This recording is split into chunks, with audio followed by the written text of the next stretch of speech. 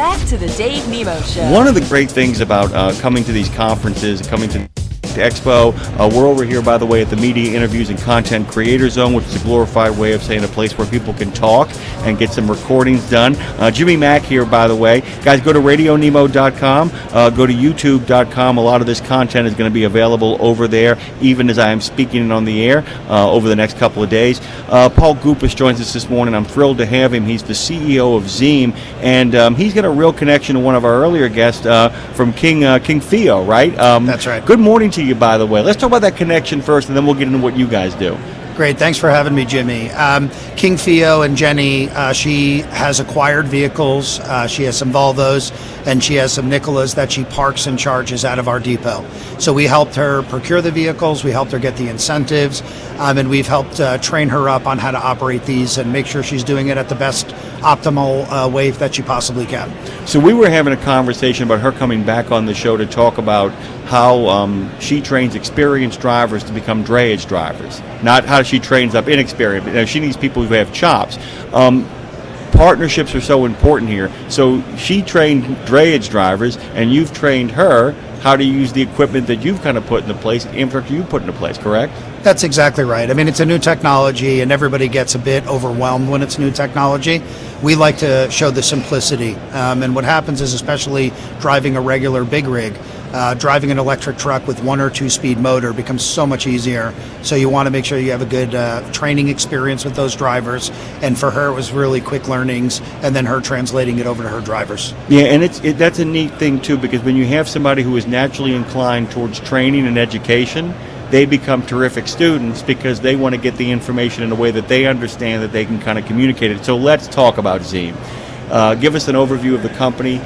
You actually not only the CEO, you're the founder. You got to put this all together. Yeah. Tell us the story of Zeem. So Zeem was started on the back of a failed EV investment. In my former life, I was an investment banker. I had invested in the most fastest growing EV truck company called Smith Electric Vehicles. Long story short, that company never commercialized or went public. So what happened is I had in my mindset a very good way and a new approach on going after what was a commoditizing market in trucks and in charging, and then putting together an offering around the services. So what Zeem does is we design, we construct, and operate EV infrastructure for fleets. We do that for everybody from car rental, ride share, autonomous vehicles, all the way up to drayage fleets like King Theo, and then everything in between. So things that are moving people from the airport to the car lots, or airport to the hotels.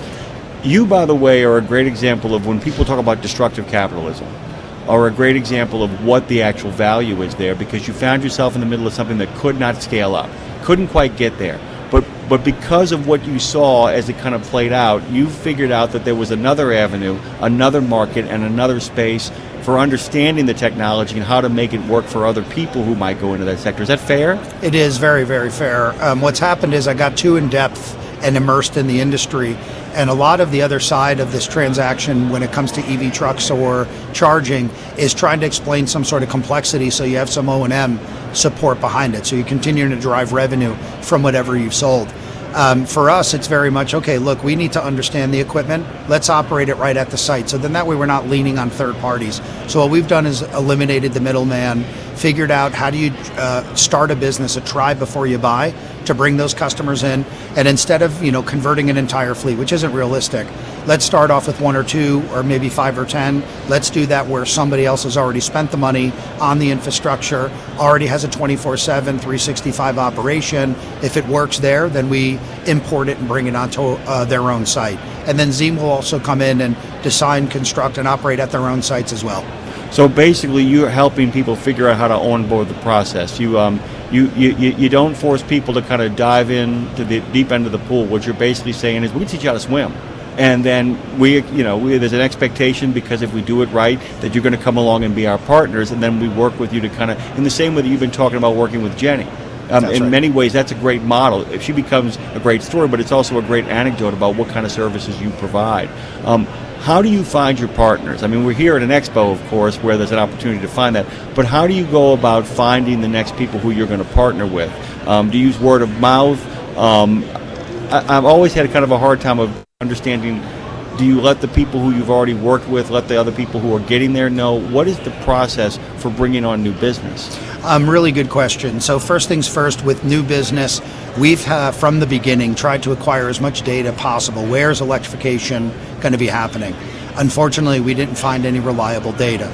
We started acquiring DOT, Department of Transportation data, bought it worldwide, or nationally I should say, for the US, have about 4 million fleets that are in that database. We literally started a call center that's been operating since day one at Zeem. We still today actively make over 1,500 phone calls a day to fleets. There's a qualification process. Give me your make, model, year, duty cycle. Do you own? Do you lease? Do you do your own maintenance? Do you like electric vehicles, or do you think they're stupid? We take all that information, we compile it on a Salesforce platform, and then it starts telling us where's the activity going to be. So it starts there. Then when it comes to the vendors, I came from the investment side. So going about 10 years ago, many of the companies that are today doing relevant things in the EV industry were looking for capital back then. So I got to see their seed rounds, their Series A, Series B. So got to really understand these companies very well. And then when they come back to you and beg you for payroll capital, you understand where they were back then and then where they are today. And I'm happy to say that there's been a lot of good advancement, and that good advancement came from smart engineering, lots of people who are really thoughtful about the ecosystem. So what I did is I took the hardware piece, the vehicles, the chargers, I took the operational piece and snapped it all together to make our offering. And at the end of the day, it's that try before you buy. If you give them the place that they can start off, see if this works for them, then it resonates across their own sites. Without it, this industry would have never gotten off the ground. Somebody like King Fio, for example, would have to spend a few $1 million just to test it out, and then you're sitting on an island on your own. If this equipment doesn't work, you're buried. And even though everybody comes in with good intentions, if you're sitting on the wrong side of that transaction, it's over. So Zeem, we come in and say, look, try before you buy. Use our capital, use our infrastructure. That gives them the understanding, could I actually do this with only OPEX dollars rather than CAPEX dollars? And then they start to look and see us as the experts in the industry, and we hope that resonates outside of our depots into their own lots in the future. Well, that's the big thing, too. I've always made the joke that if you want to talk about saving the planet, and if you want to talk about giving people a cleaner way to live, the worst thing you can do is tell them it's punishment, and it's the broccoli you have to eat because of all the bad stuff you've done. I've always said there's only two successful pitches for anything sustainable, electric, anything like that is. One, it's going to be an absolute blast. We're going to have real fun finding out about this new technology. And the other more important thing is, nope, there is a way to make money here. There is a way of actually getting yourself up to scale, up to speed, right? Yeah. I mean, that's really what it kind of comes down to. This is a profit-generating engine, provided you find the right partners to work with to make it happen for yourself, right? Absolutely. Look, let's just face it. If you don't have a business model that makes money, you're not going to succeed. So I came from that angle first, having the understanding that I do about the entire ecosystem. What I love is we could actually handhold this process for the first few years for fleets and make the money. And we're doing that today. So what makes me feel good, the barrier I wanted to cross, can we put an infrastructure? Could we put 10, 15 customers into one site? Could we make the economics work? We did that within the first year of energizing our site. Now we're templatizing that, taking all the learnings and the mistakes that we've made and making sure that we apply the thinking going forward. So really right now what I love is we understand how to operate the infrastructure, how to do it at scale, how to do that in a fragmented market, different utilities, different states, etc. Right now the barrier is the price of the vehicles and the technology. Got to get better. Right now I'd like to see better innovation coming from companies that are out there today. But the ultimate one is obviously Tesla. Tesla to me is a real standout in the way that they've designed that truck and the performance of the truck. It's just a major standout. And another one that's here at the show is that Windrose truck. These are vehicles that to me, their only thing they think about and they're intimate about is about EV. So if you're making a diesel product or a CNG product and suddenly you want to introduce EV, it's just, in my opinion, it's a bit of a flaw in the way and the approach. Customers know that. They want to see the big OEM step up, but I think the price points keep them from moving forward. It's the Teslas, it's the Windroses, and other vehicles that I think are going to break that barrier. I'm going to have you back on. We're out of time.